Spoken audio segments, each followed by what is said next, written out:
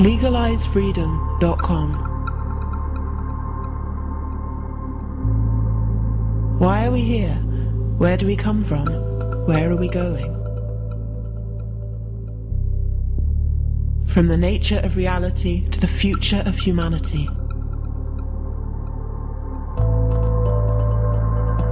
Beyond politics, poverty and war. LegalizeFreedom.com.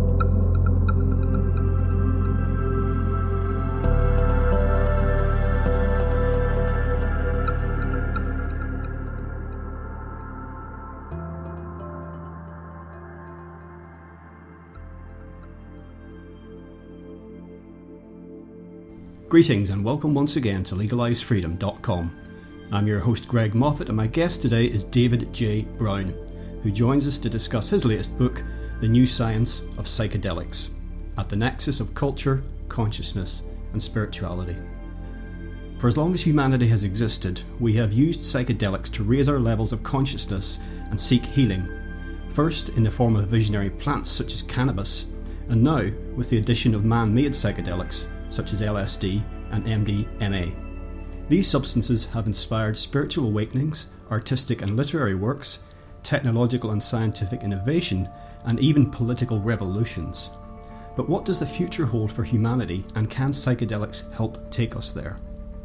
Sharing insights from luminaries such as Terence McKenna, Edgar Mitchell, Deepak Chopra, Jerry Garcia, Sprinkle and Rupert Sheldrake, The New Science of Psychedelics explores the revelations brought about through the author's psychedelic experiences and his work with visionaries of the psychedelic and scientific communities. The book investigates the role of psychedelics in creativity, lucid dreaming, time travel, sex and pleasure enhancement, morphic fields theory, encounters with non-human entities, the interface between science and spirituality, and the nature and evolution of consciousness itself. Revealing not only what psychedelics can teach us about ourselves and the world around us, David also shows us how they are preparing humanity for a future of enlightened minds and worlds beyond our solar system. Hello and welcome, David, and thank you so much for joining us today on LegalizeFreedom.com. It's a pleasure to be here, Greg. Thanks for having me. David, today we're going to discuss your new book, which is called The New Science of Psychedelics, subtitle At the Nexus of Culture, Consciousness and Spirituality. Before we dive into that, perhaps you could just tell listeners who don't know a little bit about your background and your career. Sure, I'd be happy to, Greg. I'm a science writer and a researcher. I've been writing about the cutting edge of science and technology for about 35 years. I write about new developments in health and technology. And mostly for the past 10 years, I've been very involved in the science of psychedelic drugs. I do interviews with extraordinary individuals, and I've been researching parapsychology and different unexplained abilities of human beings and animals with British biologist Rupert Sheldrake. I did research with him for 3 years that got put into his book, Dogs That Know When Their Owners Are Coming Home. And my most recent book, the book that you're talking about, The New Science of Psychedelics, is basically a collection of what I've learned from 35 years of interviewing people who are on the cutting edge of science and technology and art and culture, and interfacing those ideas and those interviews with what I've learned from my psychedelic experiences. I've been experimenting with LSD and DMT and ayahuasca and many other psychedelics since I've been a teenager, and these different psychedelics had a profound influence on my career and on my writing and the research that I've done. So in this new book, I try to pull together what I've learned from all these different areas and try to make some sense out of it and show how the different areas influence one another. In other words, how my psychedelic experiences influenced my interviewing process, and then how my interviewing process, what I've learned from interviewing some of these extraordinary individuals, how that then influenced what I experienced on psychedelics later on. So there was this kind of a feedback, a loop that was created between these different areas of my life, and I think that I was shown and taught quite a bit by higher intelligence. So I was basically trying to share what I've learned in this new book. People coming to this from, say, a more mainstream perspective who haven't had any psychedelic or other drug experiences, they may be aware, for example, that cannabis is a plant that just grows on the earth, but they may have, in my experience anyway, they often have the perception that drug use, psychedelic or otherwise, is quite a modern phenomenon and generally involves man-made substances. But this is not actually the case, because as far as we know, humanity has always used consciousness-altering substances, mostly naturally occurring ones over the millennia. And for example, there's no question about that. Yeah. And I mean, DMT, dimethyltryptamine, you can tell listeners a little bit more about this in a moment, but this is a substance that's an incredibly powerful psychoactive compound, and it occurs naturally in our own brains and in many other life forms on Earth too.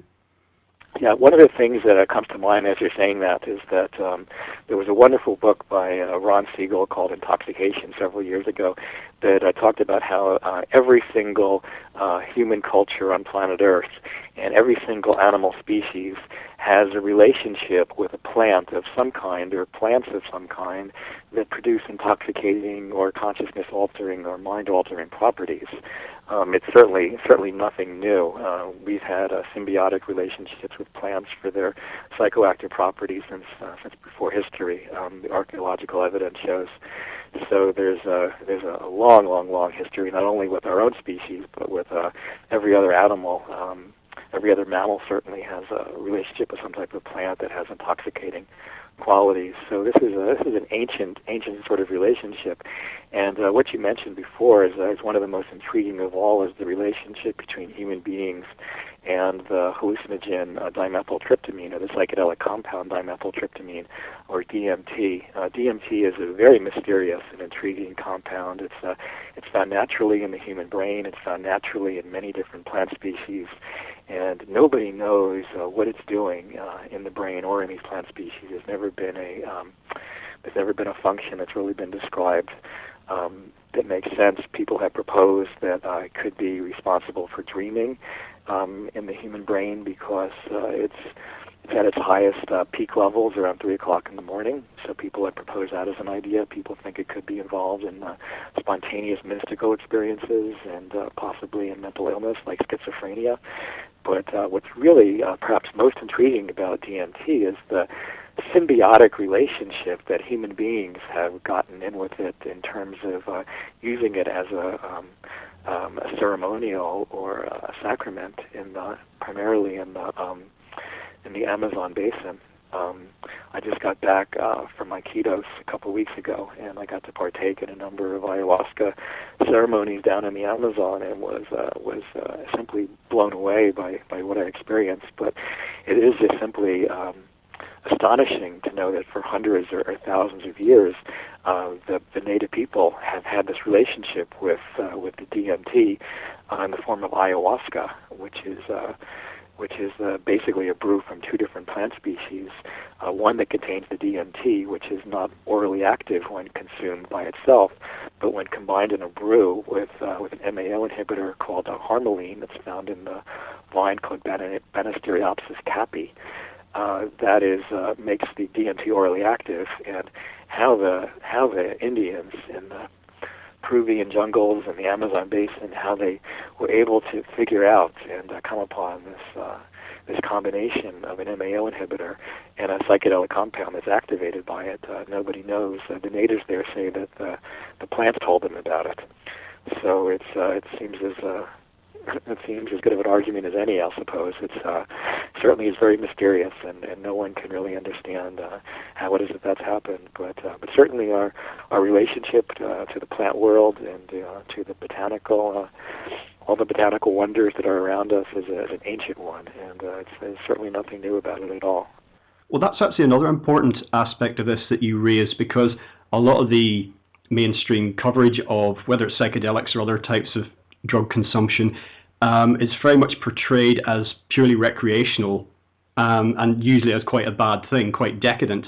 But most of the history of mankind's use of these sorts of compounds has had that sacred ceremonial element to it. These were not things to be trifled with by any means. Yeah, absolutely. I mean, basically every culture will set up a group of drugs that it accepts. In the West here we have alcohol and tobacco, and a group of drugs that other cultures use that it demonizes, ayahuasca or cannabis or whatever, and basically it does this to sort of protect itself. Psychedelics can be dangerous to a culture's establishment because they dissolve conventional ways of seeing things, and because belief systems can be reorganized, because people can change their thinking as a result of doing psychedelics. This is recognized by governmental institutions, and they're frightened of these substances for good reason, because they can cause people to change their mind about consumerist or materialistic culture, and as a result, change their political views and change their behavior. So these psychedelics certainly have a potential for causing great political change and great societal restructuring, and I think that's why they're so greatly feared by the powers that be, and are often demonized and ridiculed, and then they're basically modeled as recreational or something that's being done primarily people to get a kick out of. And anybody who's looked at the history of psychedelics knows that while some people may use it for that reason, the majority of people on this planet have used psychedelics as a sacrament, as a way of producing a religious or mystical experience. And in many cultures, they're revered as being sacred portals to mystical dimensions of consciousness. And I think that our culture right now, the Western culture, America and Western Europe, and parts of Asia are right now opening up to what psychedelics can teach us. We somehow lost our connection with these sacred plants a couple of thousand years ago, and they're right now being reintegrated into our culture thanks to scientific studies that are being done on them, and just a general saturation of the population. Every generation, more and more people have experience with these substances, and as a result, they're opening up their minds more and recognizing how archaic and literally barbaric the old laws are, putting people in jail for opening up states of consciousness that allow them to connect with the divine. I mean, what could possibly be more barbaric than that, right? Well, this brings us to the aspect of this, again, from a mainstream perspective, is the illegality of a lot of these substances and the controversy surrounding them. Of course, that can be a bit circular, because they're illegal and because they're controversial, therefore, but then they're controversial, so they're made illegal and what have you. Yeah. But the propaganda that flows from the mainstream and the fear-mongering around all sorts of drug use, and let's be clear, there are certainly things out there we can put into our bodies that are not good for us and potentially dangerous, but a lot of this is coming from, I love your phrase, for our puritanical overlords, and whether they be religious fundamentalist types or whether they are coming from a materialistic, reductionistic worldview, there does seem to be, a very clear, if somewhat, hidden, that doesn't sound like an oxymoron, agenda at work here. Well, it certainly seems like there's a hidden agenda. I really don't think that these governmental agencies that are making psychedelics illegal are doing it to protect us from ourselves. Certainly, a jail sentence is a far more damaging to one's health than doing a psychedelic. We know from the scientific studies that have been done that the health risks have been greatly exaggerated. In fact, a recent study that was just done in Holland showed that people who have done LSD actually have a lower than average risk of mental illness, that it actually decreases people's risk of getting involved in any type of psychiatric illness. So the health risks have certainly been greatly exaggerated, and I don't think that the government's agenda was in the first place to protect people as a health or a safety risk. I think that their agenda is really much more nefarious and much more self-centered. I think that they're basically just trying to protect themselves. It's like I said before, I think that these substances, what they do is they dissolve cultural boundaries they dissolve the conditioned ways that we see the world. And in this process, it really is a very threatening thing to the establishment culture, because people begin to question it. People begin to question: is this materialistic, consumeristic culture really, the way we want to be spending our energy? When we're putting the biosphere in such danger, it wakes people up ecologically. So they begin to see that what they do to the environment, they're really doing to themselves. And this process, I think, is absolutely necessary for our survival as a species. But for the temporary governmental institutions that are presently controlling the planet or governing the planet, they represent a huge threat, because they are, they could very well dissolve the whole consumerist culture that's been propped up and protected and with armies and with huge amounts of money and with enormous amounts of pressure, cultural pressure. So I think that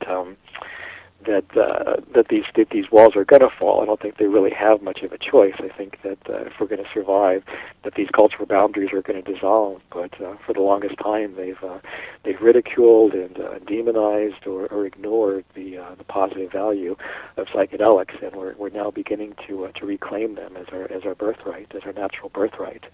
That the psychedelic experience is part of who we are, and that no government in the world is allowed to tell us what we can and what we cannot put into our bodies, and whether or not we can change our own brains if we want.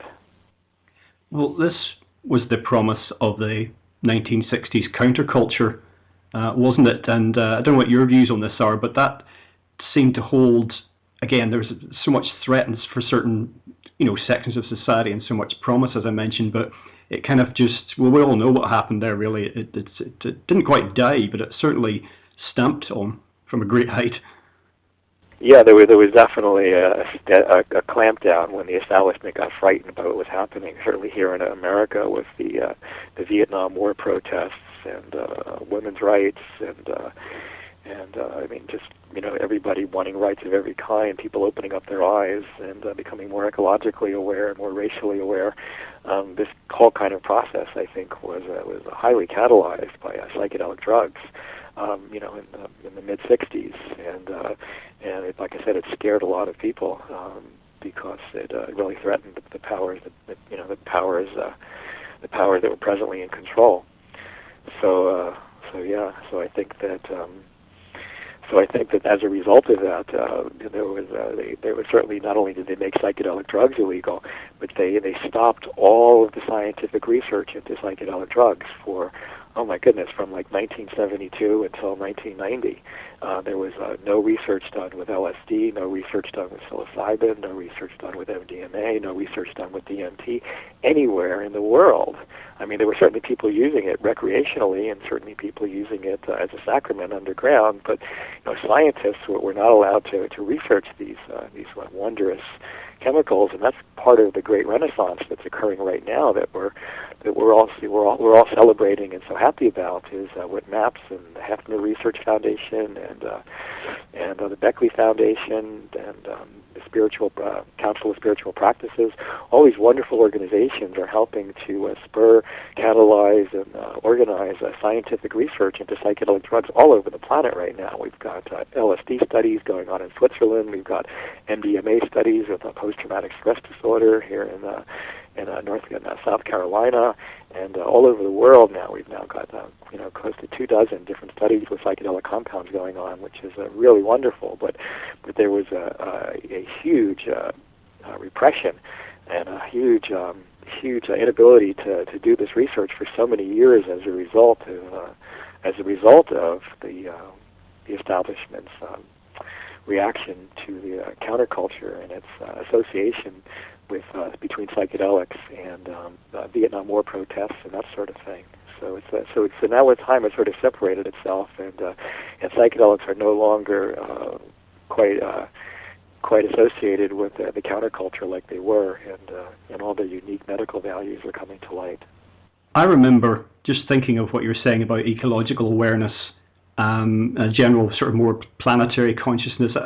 The first time I ever took LSD, And once I'd gotten over looking at the other people in the room and their heads were expanding and contracting, once I'd done looking at that, I then realized, wow, the chair I'm sitting on, the carpet, the curtains, the television, the cat, at a fundamental level, it's all made of the same stuff. Everything's profoundly and completely connected.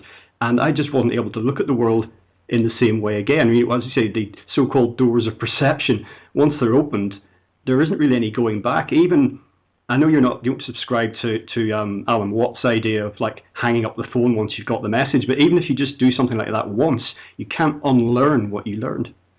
Oh, absolutely. And for many people, doing a psychedelic is just once is all they need in a lifetime to have the kind of awareness that's really necessary for our species to survive.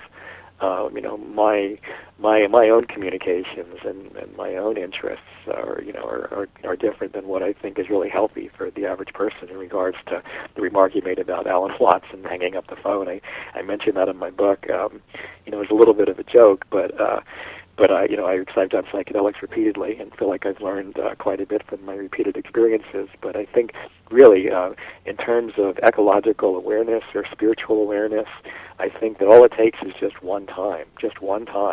And yeah, you're right. You can never undo it. Once you've seen the truth with a capital T, I mean, it's there forever, and you can never erase it. So yeah, that's the beauty and the wonder of these types of experiences, is that all it takes is once, and then you're never the same again.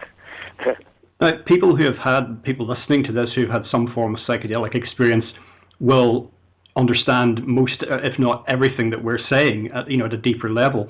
And one of the issues, I know you address this in your book, both the issue of trying to describe a psychedelic experience in words and also doing so quite successfully, I thought, at various times, but it is very, very difficult to do. I mean, most of us would say it's virtually impossible, but that didn't stop you trying, and that is one of the issues with trying to convey something that's a bit like trying to describe an orgasm. I mean, you can say it's the most pleasurable thing you'll ever experience, if that's how you feel about it, but that doesn't really convey anything about it to the person who's never experienced it.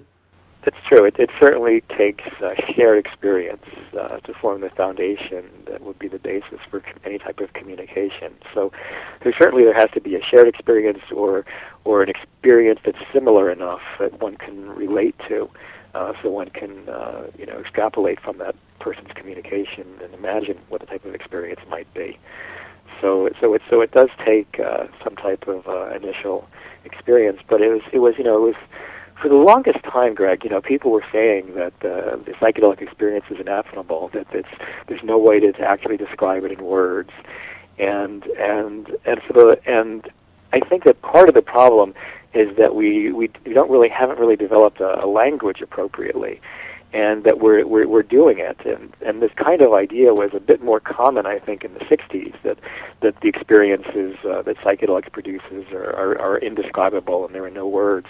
But I think people like Terence McKenna, for example, have shown that you can actually say quite a bit with words that really does seem to communicate something about the experience. I mean, Terence was able to communicate his journeys on after smoking dimethyltryptamine that were experiences that most people would have said there's just no way you can put these things into words, and he somehow really found linguistic tools for doing so. So I think part of it is just that there haven't been enough people that have had these experiences, and there hasn't really been a proper language that's been developed. But I think we're really in the process of learning one by say borrowing different concepts from different fields of science that seem applicable to describing aspects of the scientific experience, of the psychedelic experience, or being able to borrow from artistic metaphors or other mediums of human culture.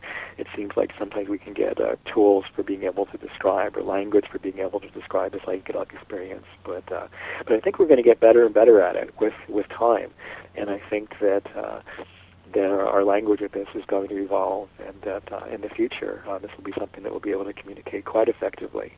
In fact, I think that psychedelic experiences are actually going to set up a whole new medium for communication itself. I and many other people have had what appear to be like telepathic conversations while they're tripping on ayahuasca or LSD, and this is a very common phenomenon. This is something that's really true, and something that could be learned and evolved and amplified and perfected in some type of way. Then maybe we can actually use it as a way to improve our communication skills and our abilities into a whole new area that human beings have barely been able to comprehend just yet.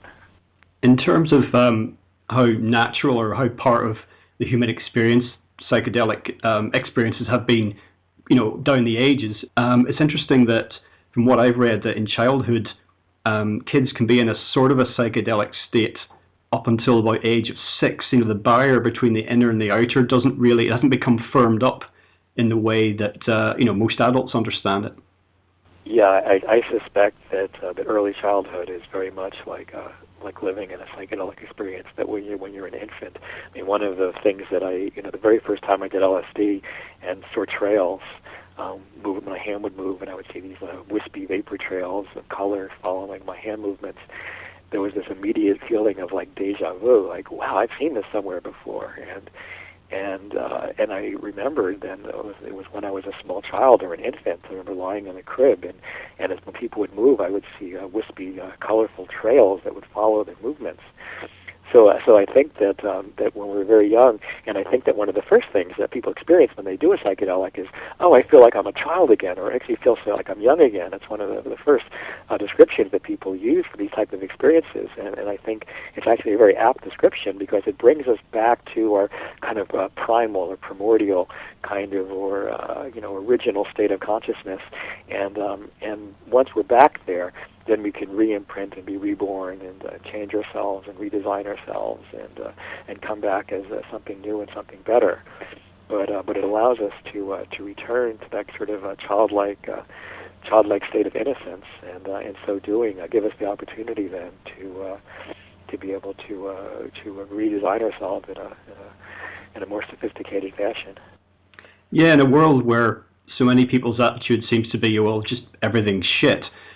The psychedelic experience shows you that everything is amazing, it's incredible, it's wonderful that there's anything here at all, and everything's inherently interesting. Well, it also shows you possibility. I mean, psychedelics amplify experience, so they could certainly just as easily terrify somebody as they could amaze somebody in spiritual wonderment. I mean, they have this this funny ability to astonish, bewilder, seduce, attract, beautify, and terrify, and enlighten all at the same time. They do so many different things, but certainly they're powerful tools that should be used wisely because of all these different properties that they have. But yeah, they certainly can open up people's eyes to the beauty and the wonder that people have forgotten about the world, and remind them of how they saw it when they were a child. And I think this is absolutely important. I mean, one of the first things that people do when they do a psychedelic is they just look around at the world around them, and it's just like, my God, how long has this been going on? Like that I didn't see this. My God, it's just like. So there's that sense that it's always been going on, that there's this beauty around us, and we're always missing it basically, and that they're just basically lifting the veil and allowing us to see something that's really always there. Well, didn't Terence McKenna have that description with his little elves that they're waiting on the other side, and they're always there doing their little elf dance or whatever they're doing, and you arrive, and it's kind of like, okay, you're here, we've been waiting for you. We thought you'd never get here. Yeah, and that's actually a really common experience when a lot of people smoke DMT. They have that experience where it's not like they're entering into a into a dream or a reality that they're creating. It's more like they're peeking their head through a portal into another reality that has a freestanding existence and that has a continued existence after they pull their head out of it, and things happen and things go by, and when you stick your head back in it, there's time gone by and things have passed, and it has an independently existing reality, or so it seems. And then there's the other experience with people who, when they have psychedelic experiences, that what it is that they're realizing is something that they've kind of always known, or that they knew about a long time ago and they somehow forgot, or has been going on somehow below their level of conscious awareness, but not below their level of unconscious awareness. That there was a perception of these things unconsciously that they just never quite rose to the surface of their consciousness. I just touched there briefly on childhood, and I should mention to you that perhaps unexpectedly for you, but the single most astounding bit in your book, for me personally, was your story about the giant dragonfly. The reason I mention this is because that happened to me too. When I was a child, I saw this unfeasibly large dragonfly down by the river when I was playing on my own. And it hovered for a bit and then flew off, and I just read, and I just thought, wow, what are the chances of that? Oh, that's Greg. You're blowing my mind right now. You're the first person to tell me that ever in my life. I was kind of blown away when I spoke to my friend, the late author Robert Anton Wilson, about this at one time, and he told me that he had seen a giant spider, like a 3 or 4 foot spider, when he was a young child, and nobody ever believed him, and he was absolutely sure of what he had seen, but. Well, Greg, you're the first person in my entire life to tell me that they've seen. So tell me what was your experience like with it? I'm very, very, very curious. It was like just suddenly everything else in the world went away. It was a hot summer day, and it was very still, down by the river. And I don't remember what I was doing, just kicking around, doing much and nothing probably. And I just became aware. It just sort of moved into my line of vision. It was over the water. And I sort of wanted to sort of scream and run away because I've never really been in a close one-on-one relationship with insects. And it was so big, and I remember immediately the first thing I thought of, because like a lot of boys, I've never understood this either, but a lot of boys, certainly in my generation, I was obsessed with dinosaurs. And I'd read a book about, and it was the breadth of life that there was around all the time, the dinosaurs. It wasn't just dinosaurs, there were these giant insects as well. And that's the first thing I thought of was my big, large illustrated book that had a big picture of this giant dragonfly, and it was like everything else in the world sort of stopped, and it was there, and it was almost, I felt like it was aware of me in a way, in a strange sort of a way, and then it just moved off, and that was it. And then for some reason I didn't think that much about it later, and I'd actually completely forgotten about it. Why would I think? This is like 30-something years ago. But you read it in your book, and it just brought it all back like it happened yesterday. Well, that's just, I'll tell you, Greg, that's just absolutely fascinating. That blows my mind, what you're telling me. I've never heard this from anybody else, and I'm just delighted to hear the story from you. I find it absolutely compellingly interesting. As you know from reading my book, that my experience seeing I saw a dragonfly that was about 3 or 4 feet long when I was a child, and I followed it around my house, and then it zipped off and just took off into the ether, and I have no idea what I saw. And years later, telling people that, at the time telling people, nobody believed me, and then years later seeing pictures in books about prehistoric animals, and seeing that dragonflies did reach that size, and telling people, this is what I saw, I'm positive what I've seen, and that being sort of a very powerful experience for me, in terms of it being one of the key points in my life, where I realized that conventional science and the traditional institutions don't really have the final say on what's real and what's not. It made me realize that there were things that happened that aren't easily categorized or aren't easily explained, and people have cited animals that Bigfoots and different types of Sasquatch creatures and things that haven't been able to be categorized zoologically, And I've been fascinated by this my whole life, by unexplained phenomena and things that don't easily fit into a scientific category. That's how I got involved with my research with British biologist Rupert Sheldrake into morphic field theory and the unexplained powers of animals. Was basically because of that. But that really is fascinating. Your experience with the dragonfly, the way I ended up the model. I mean, I try never to believe anything fully. I try to just develop models for explaining things, but I think it's dangerous to have belief systems, which I abbreviate as BS. I think for good reason.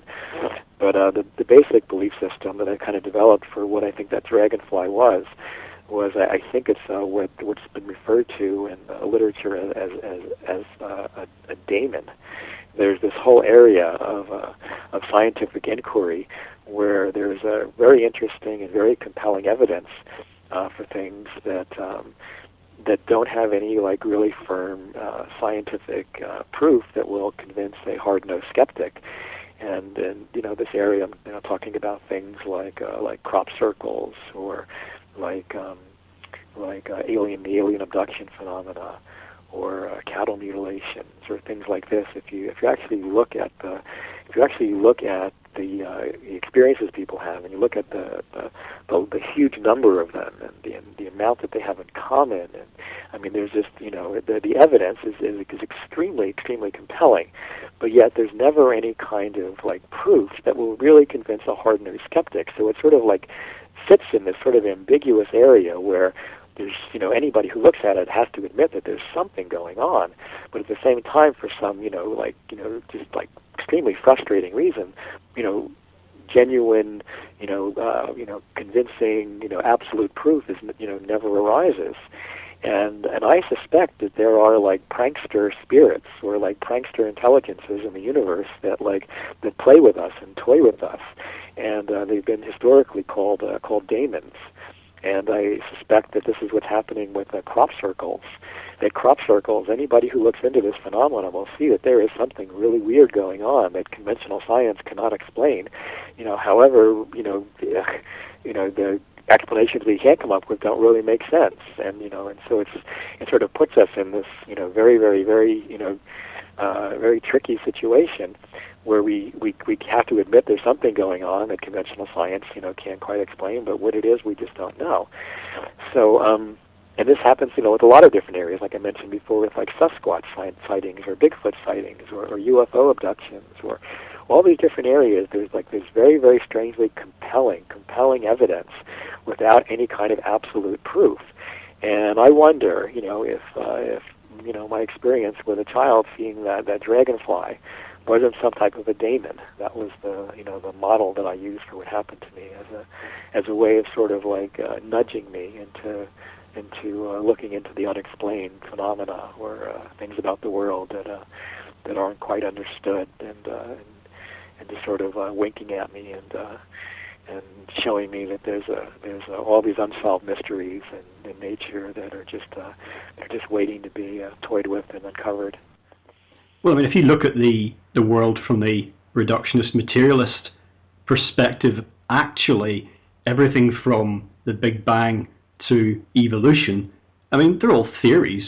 There isn't hard evidence as such. There's a lot of evidence, some of it more empirical, as it were, than others. But if you look at anybody who studies the philosophy of science, I mean, they admit this right off. I mean, this is why science is so beautiful. I mean, science in its most absolute form never says it knows. Science never says it proves anything. In its most absolute form, the philosophy of science basically will propose a theory to account for the data. And the theory is just basically the best model to account for the data until a better model comes along. And usually more data accumulates that makes that model obsolete until a new model has to form to account for the new data that then makes incorporated. And this is traditionally what's called a paradigm shift in science, when a theory becomes obsolete. But every good scientist will tell you that science doesn't prove anything. That science never demonstrates anything with any kind of absoluteness. All it does is, all you can do with science is prove what isn't true. You can demonstrate what is not true, and in demonstrating what's not true, what's left is what could be true. so your theory is the best model that you can form to explain the data, from what's left that could be true in the simplest way you can, and that's basically what a good theory is. But certainly a good theory is no more than a theory, and as my good friend late Robert Anton Wilson used to do in all of his latter books was, and I try to do whenever I can, is to not use the word is.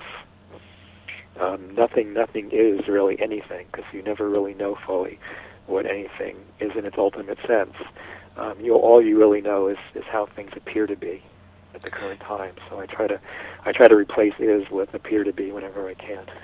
Talking about psychedelics, again, you mentioned, of course, sort of highlight throughout the book that it can be profoundly pleasurable experience, also absolutely terrifying, depending on the circumstances, and it can be both those things almost at the same time. And that first LSD experience I mentioned earlier, one of our co-conspirators, shall I say, she didn't have a great time because all of the other people in the group, all of their heads became replaced with insect heads, and she didn't enjoy this one little bit.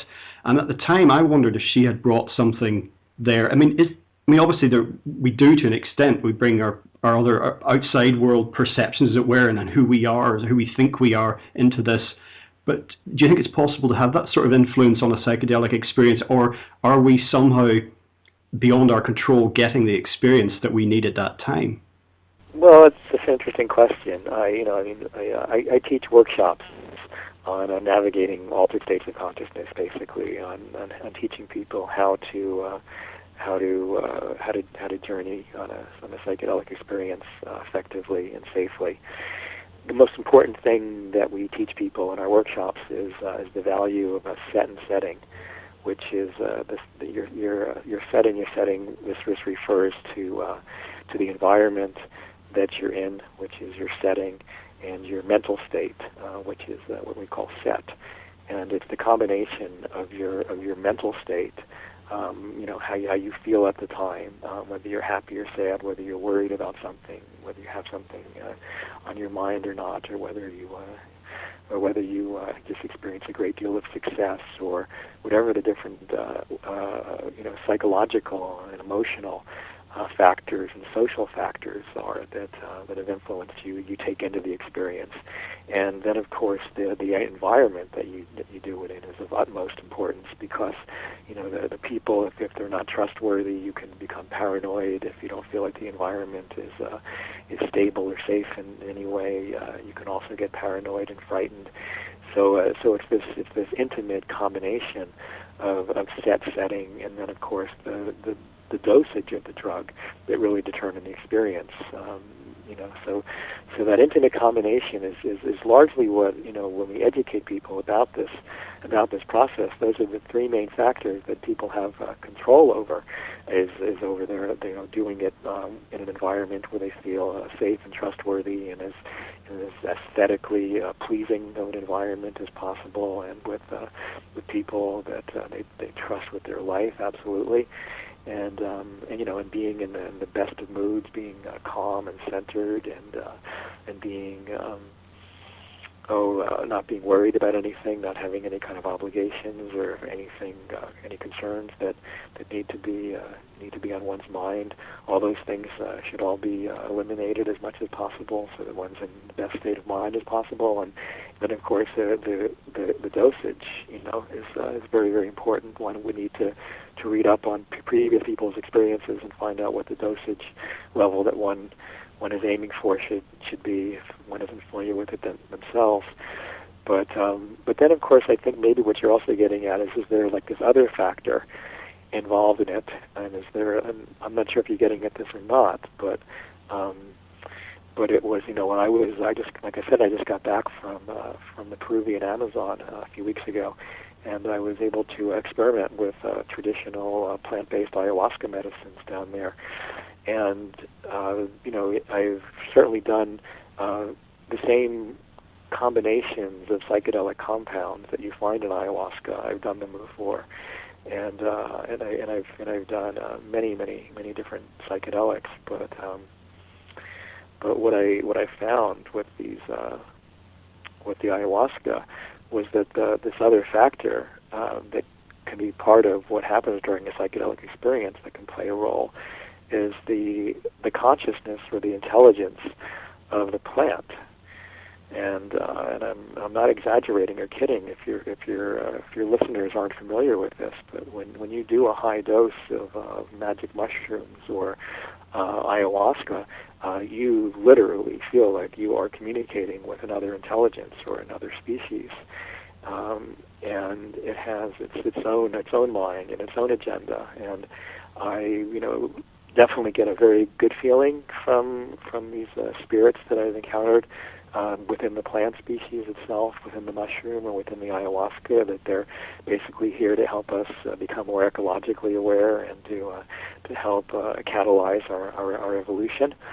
But they certainly can have their own agenda in terms of contributing to the experience, and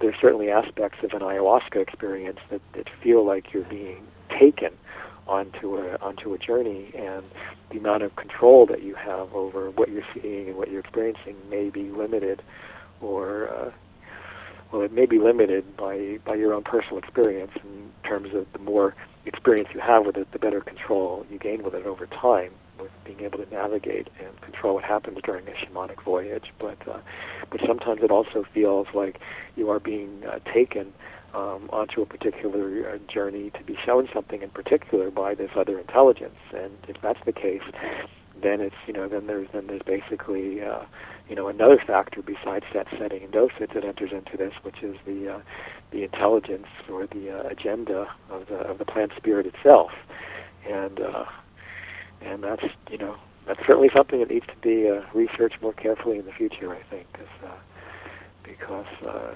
where we can go with that as a species and the symbiosis that we can develop by forming a type of union or a type of a communication system with another entity in nature could certainly help to spur our own evolution on even further, and maybe save our species from extinction before it's too late. Yes, well, I'll touch upon that area where psychedelics could potentially help all of us again in a moment, but just before I forget, I recently watched a film I hadn't seen for many years, and that's Altered States, which is a 1980 film directed by Ken Russell and starring William Hurt, his first ever screen role, actually. And I was reflecting afterwards on that, on how alluring altered states of consciousness can be, but I had no idea that your friend, colleague, the late John C. Lilly, that it was actually somewhat based on his psychonaut experiences. Oh yeah, it was based on his experiences. He's the person who invented the isolation tank, and did a whole series of experiments on himself using LSD in the tank and ketamine. His experiences doing LSD in the isolation tank were summarized in a book that he wrote called Programming and Metaprogramming in the Human Biocomputer, which is an absolutely fascinating guide to navigating altered states of consciousness or psychedelic journeys, and I highly, highly recommend the book. It's absolutely fascinating. Then John actually, a lot of people think the movie Altered States is kind of campy, but I actually enjoyed it as well, and so did John. John liked the movie, and the movie is based on his life in a kind of wink, wink way, and John said that he liked the film because it was clear from watching the film that the people who were involved in doing the special effects for it had obviously experimented with psychedelics. So though they may seem a little bit archaic, in 2013, at the time they were actually pretty state of the art and pretty amazing to see somebody attempt that type of to put the type of experience cinematically expressed on the screen was certainly delightful. He's always toying with on the fringes of ego dissolution, complete dissolution of the ego in that film, and that sort of, you can take away from that to some extent, particularly if you haven't had any psychedelic experiences, that he's only saved himself from imminent doom, that this will be a terrible thing, that it would be his death and complete dissolution of the fabric of his being just wiped from the universe for all time. But I remember watching it and thinking it was really telling us something here, potentially about what happens after death, and also underscoring the interconnected nature of everything, and the idea that perhaps there is one universal consciousness and we're just all little individual expressions of it. Yeah, absolutely. What springs to mind when you say that is, I don't know if you're familiar with the movie Brainstorm. Oh yes, absolutely. That's another interesting 1970s bit of sci-fi. Yeah, it was made around the same time, and Stanislav Grof, the LSD psychotherapy researcher, was actually a consultant for that film. And it's a film about somebody who develops a technology that allows people to record any type of neurological or brain experience, and then other people can play it back and have their actual experience. So you can record your sexual experiences, you can record your psychedelic experiences, you can record your dreams, whatever, and then other people can relive them by hooking the machine up. And what's most interesting about the film probably is the very final scene where somebody hooks up this recording device to themselves as they're dying, and records their death experience. So then you could basically replay the tape and experience what it's like to die, and that I think is absolutely fascinating, and they did a beautiful job with it in the film. I think it's really nicely done. But I mean, that's one of the things, as you know from reading my book, that's absolutely fascinated me in all the interviews that I've done over the years is asking people what they think happens to consciousness after physical death, after the death of the body.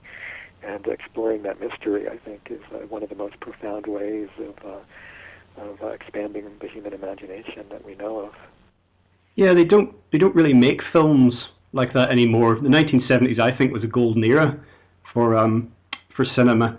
All sorts of genres of films, not just sci-fi or whatever. And one of my favorite films ever is one called Phase 4. It's to do with the collective intelligence of ants. And the collective intelligence of humanity losing out to that. It sounds completely bonkers, and it is.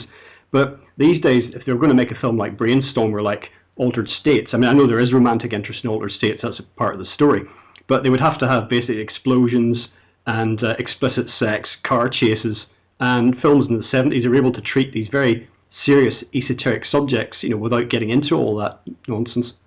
That's true. It'd be fascinating to see somebody write a book about the influence that psychedelics have had upon film and cinema. I mean, there was, of course, in Altered States, but they did have the whole man turns into monster dynamic that wasn't in any way connected to John Lilly's life. They had to do that for cinematic reasons and for to keep the audience or their producers happy. But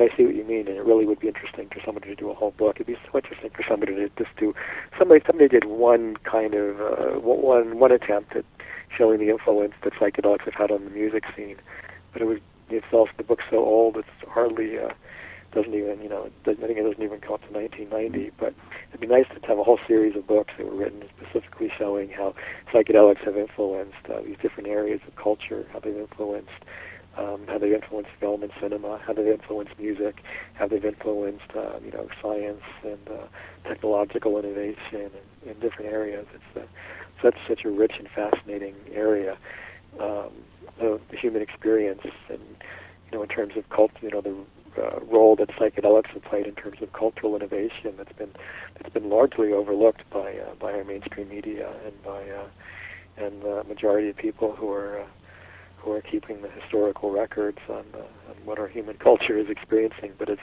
one of the things that I've tried to do in my new book, and much of what I've written over the years is to archive, how psychedelics have played a role in every area of science and art and religion and spirituality that the human beings endeavor in.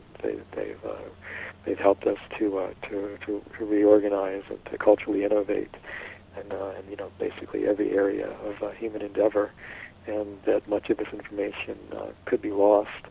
And in my books, I'm trying very hard to archive all this information so that not all of it, at least a portion of it, so that future generations will be aware of the very important role that psychedelics have played in terms of catalyzing cultural innovation and human evolution.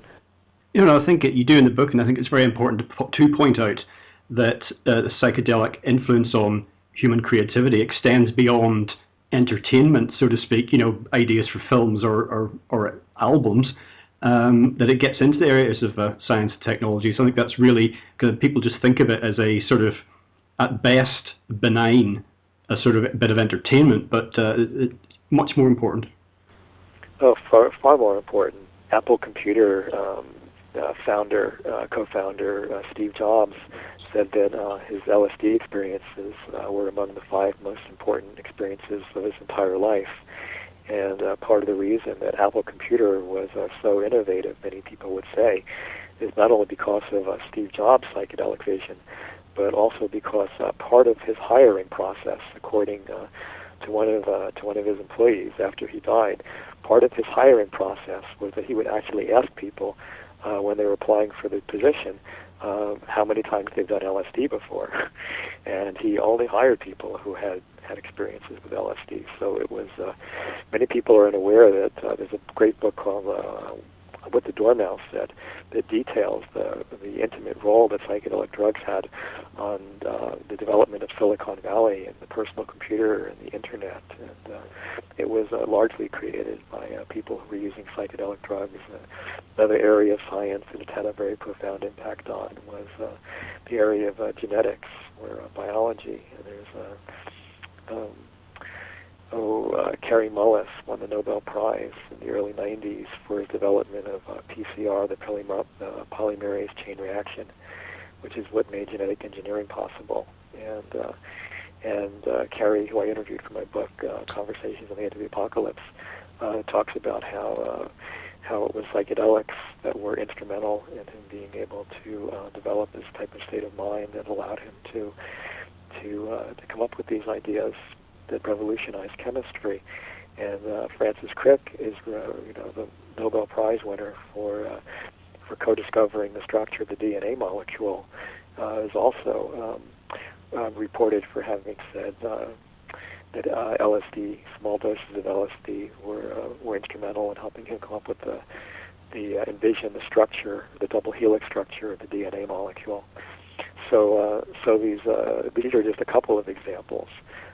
In my books and in the bulletins that I edited for MAPS and wrote about this, I show many more examples. But these are the kind of things that we don't want to be lost because psychedelics have had real tremendous value in terms of helping us to not only innovate culturally, but I think also they're instrumental in terms of us being able to survive as a species. This brings us on then to another main plank in the book, which is beyond what psychedelics have already done for us collectively. It's what they may offer in future. And, there's a lot of good things going on in the world, and I'm certainly an optimist. But, we're in big trouble on many fronts. And there's a section in your book which I found most interesting. So perhaps now we could just talk a little bit about alarm clocks, television news, and male circumcision. Well, a lot of people think I'm exaggerating when I say that alarm clocks, male circumcision, and TV news are really 3 of the primary causes of people being so unhappy in the world and there being so much anxiety. But I really think there is something to that.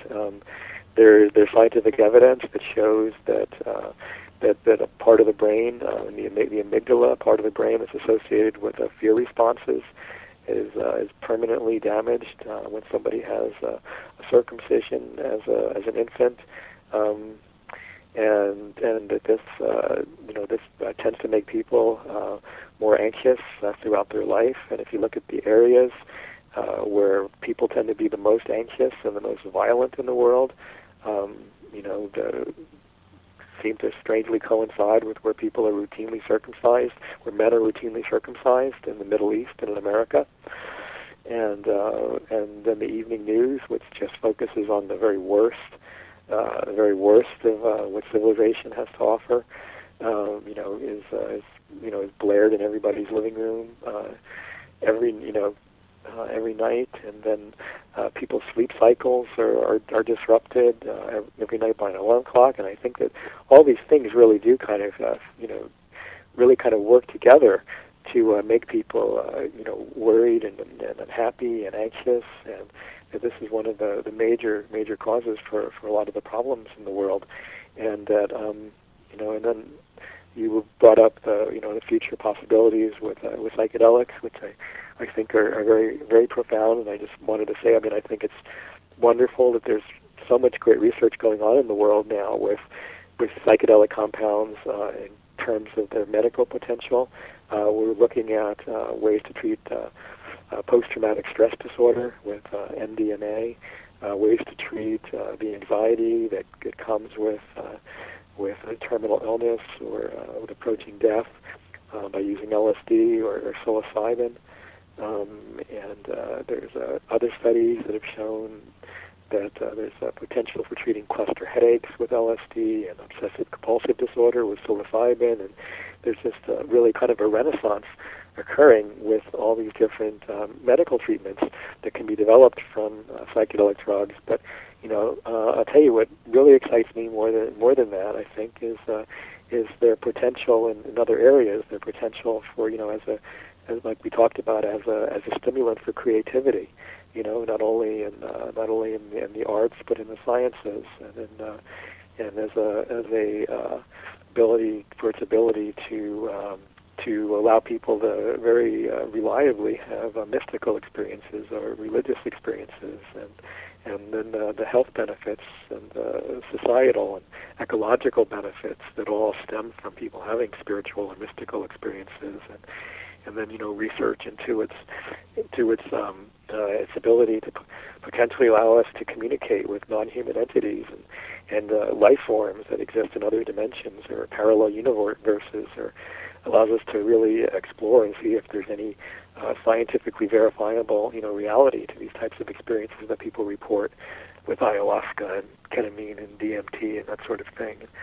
So there's incredible potential for research into these areas that isn't being explored today, that is just focusing on on medical applications and things of that nature, and that in the future we're going to have another renaissance, a second renaissance that will explore these substances for their creative and spiritual and psychologically transformative potential as well. You touched upon one of the most fascinating questions in all of this, and that's, say for example, we're talking about DMT, do the entities, do the realms in the DMT state have any kind of objective reality? And certainly we talked about Rick Strassman and his research that he did. His subjects often reported that not only did it seem to have objective reality, it felt hyper-real compared to the world that they had stepped out of. And then, of course, there's the question of, we have a definition that'll differ, I suppose, with individuals, but a generally accepted definition of reality. But as Morpheus says to Neo in the Matrix, what is real? And personally speaking, I've talked to people before about dreams. They'll say, oh yeah, it's not real though, is it? And I say, well, I experienced it. It happened last night. I didn't dream it, if you know what I mean. It actually happened. So that whole question of what reality is fundamental to this as well. Absolutely. Yeah, you hit upon a very important point. Certainly from a philosophical point of view, all we ever really know is our own experience. That's the only thing we can be sure of, is that we're experiencing something, and that's the only thing I think we can have any absolute assurance of. But you're asking a really profound and important question that I've been thinking about and contemplating for a long time, ever since I first smoked DMT when I was in my early 20s. I've been pondering whether or not the beings that people encounter when they do DMT or ayahuasca, whether these beings that, like you say, seem hyper-real, and not only hyper-real but hyper-intelligent, whether they actually have an independent existence or not, or whether they're simply parts of our own mind that we're projecting outwards and looking at as if they're independently, but are really just the backsides of our own brains.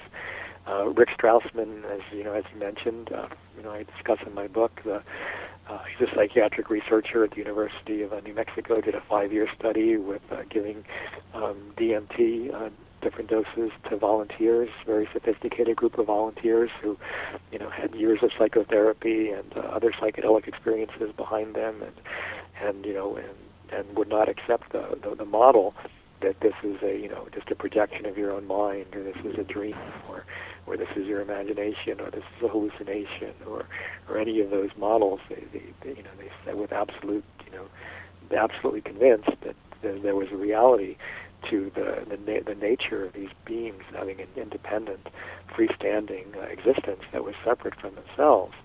And I pondered this and thought about this for so long. And it's one of these things that doesn't really seem to have an answer. And I think that part of the problem in terms of examining this question is really that the nature of the question itself makes an assumption that the inner and the outer are distinguished to begin with. And we know from mystical experiences, or from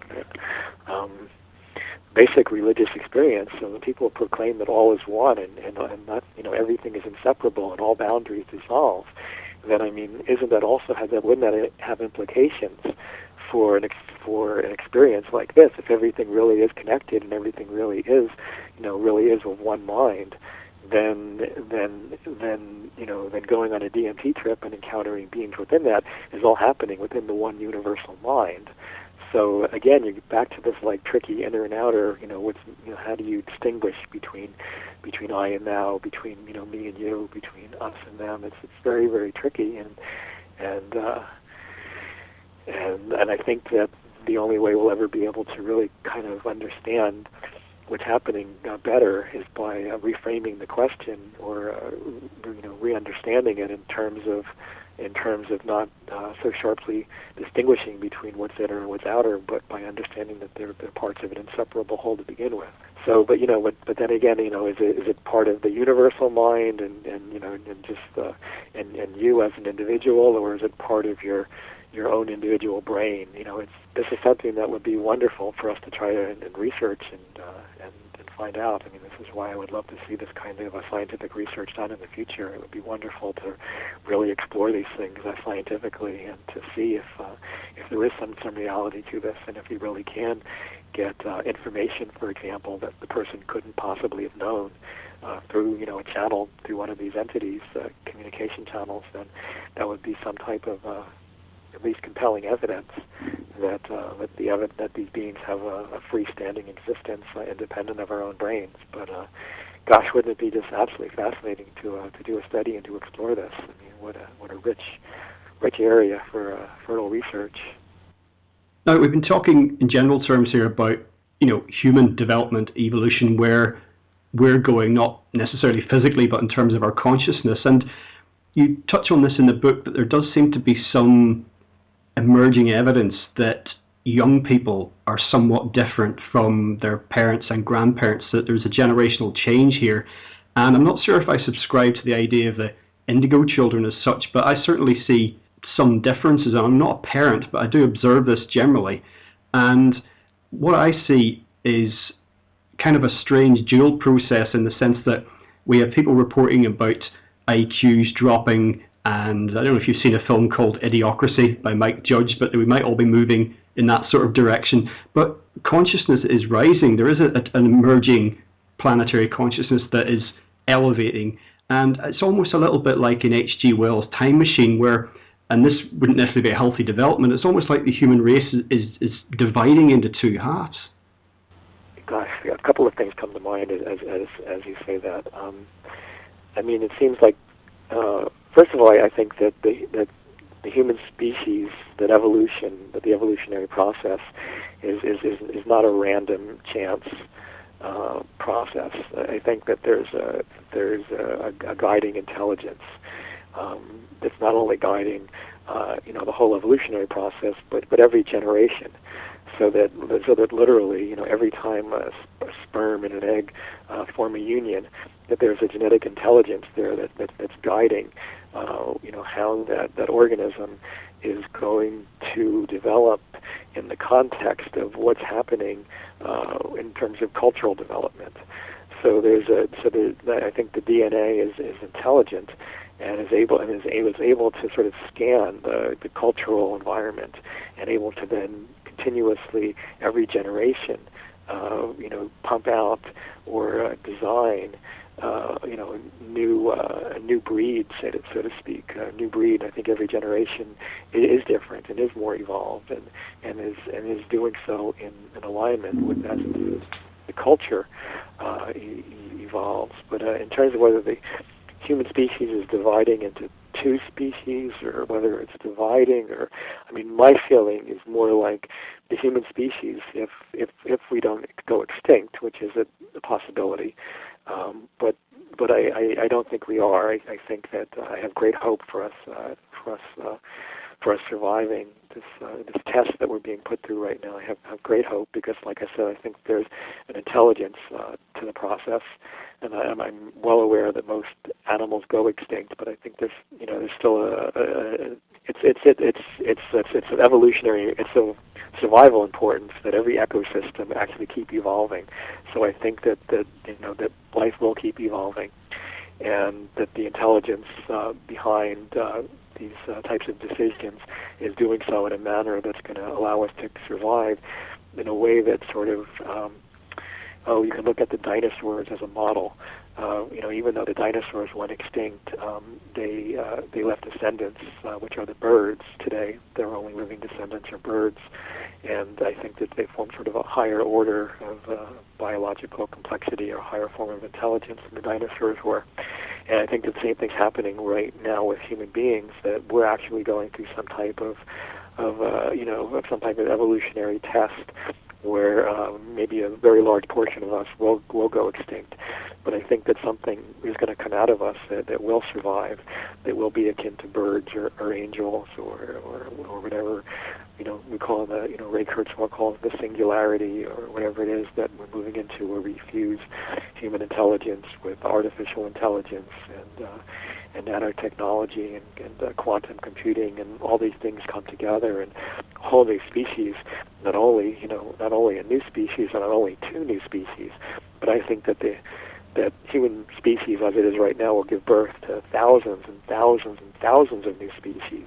The same way you look at, say, the common ancestor of rabbits and foxes had a common ancestor. I think we're going to be the common ancestor to billions, to countless new species, extraterrestrial species that are going to evolve out of us. And all these new species are going to go off in different directions, and to think that the human species has one linear direction, I think is very is underestimating the power of nature and the potential of nature. And because we know from our own evolutionary past that it's not like things followed a straight line, that that there were whenever there was a tremendous kind of upheaval in evolution, that it often branched off into many different directions at once. And I think that we represent a very high order, bifurcation in the evolutionary process, and from us forward, you're going to see the development of many new species. Well, I think that's a very positive note on which to end.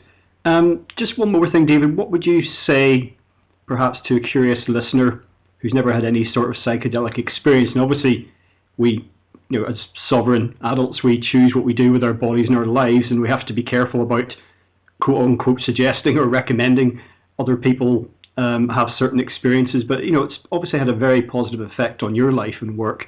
So what would you say to a curious listener who doesn't have anything that they can use to hang a handle on this idea of a psychedelic experience?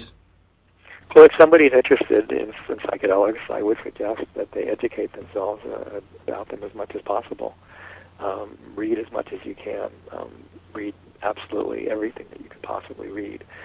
Go on to Arrowwood. Arrowwood's what a resource for being able to find out about other people's experiences read. There's like my publisher, Inner Traditions, has now published. A couple of dozen books on psychedelics a year. It seems they're publishing so many right and left. There's so much valuable information that's now being it's now available for people. MAPS also makes a lot of great information available. I would suggest that people educate themselves as much as possible, and really, if somebody is interested in having a psychedelic experience, I would highly recommend that they look into going down to Iquitos, Peru, where ayahuasca and San Pedro cactus are both legal, and one can legally and safely participate in psychedelic ceremonial and ceremonies down there, where healing ceremonies, or for